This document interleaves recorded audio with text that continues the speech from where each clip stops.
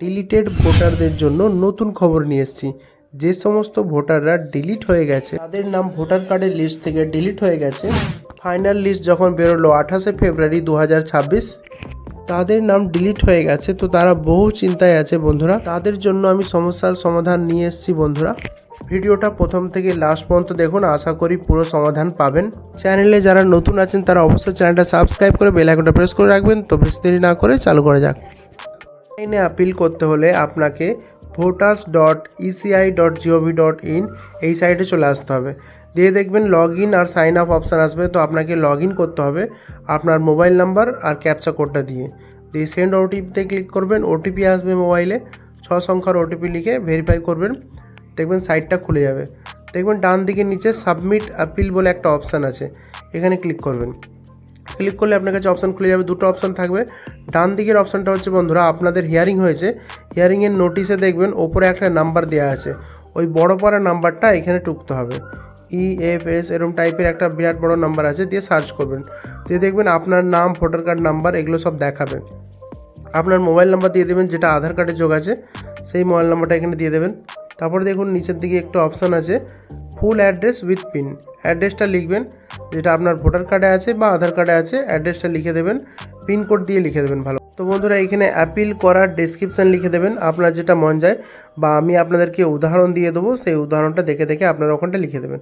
এখানে দেখুন লেখা আছে এক্সপার্ট অর্ডার আর নন এক্সপার্ট অর্ডার, মানে নন এক্সপার্ট অর্ডারে টিক মারবেন।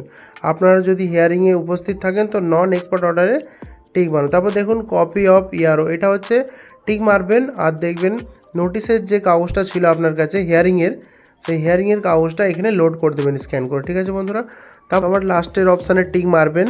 দিয়ে দেখুন লেখা আছে list of documentary evidence in support of application. আপনি যে অ্যাপিল করছেন তার যে ডকুমেন্ট আছে সেগুলো পুরোটা PDF বানাবেন। আপনার যদি 10টা ডকুমেন্ট থাকে, 8টা থাকে, সবগুলো একটা PDF বানাবেন, দিয়ে এখানে আপলোড করে দেবেন।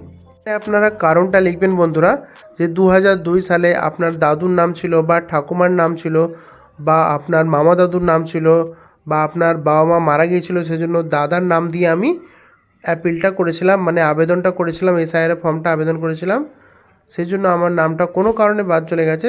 যে আমি যোগ্য ভোটার, আমি বহুদিন ধরে ভোট দিচ্ছি, তাই আমার নামটা যাতে লিস্টে আসে সেরকম ব্যবস্থা করবেন, এরকম একটা লিখে দেবেন। ঠিক আছে বন্ধুরা, তারপরে বন্ধুরা নিচের অপশানে লিখে দেবেন যে 2026 সালে ফাইনাল লিস্টে আমার যাতে নামটা অ্যাড হয় সেই ব্যবস্থা করবেন, দিয়ে প্লেসটা লিখে সাবমিট করবেন।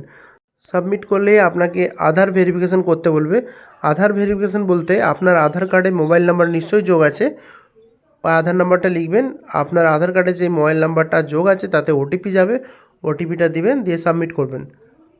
ঠিক আছে বন্ধুরা, গেট ওটিপিতে ক্লিক করলে ওটিপি যাবে, দিয়ে ওটিপিটা দেখে দেখে ভালো করে টুকে দেবেন, দিয়ে নিচে সাবমিট অপশানে ক্লিক করবেন। দিয়ে দেখবেন আপনার অ্যাপিলটা কমপ্লিট হয়ে যাবে। কমপ্লিট হয়ে যাওয়ার পরে একটা অ্যাকনোলেজমেন্ট নাম্বার দিবে, সেটা দিয়ে আপনি চেক করে পরে দেখতে পারবেন, ট্র্যাক করে, যে আপনার অ্যাপ্লিকেশানটা কি হলো, সাকসেসফুল হলো না কি রিজেক্ট হলো।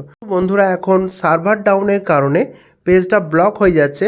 তো আপনারা বারবার ট্রাই করবেন, একদিন ছাড়া ছাড়া, সকালে বা বিকালে বা রাত্রে বা খুব সকাল সকাল ট্রাই করবেন, দেখবেন আপনার কাজটা হয়ে যাবে। অ্যাপ্লিকেশান ফর্ম জেনারেট হয়ে যাবে, সেই জেনারেটটা প্রিন্ট আউট করে নেবেন এবং DM অফিসে গিয়ে দিয়ে আসবেন। তাহলে আপনার অফলাইনও হয়ে যাচ্ছে, অনলাইনও হয়ে যাচ্ছে, তাহলে এটা খুব সুবিধা হবে।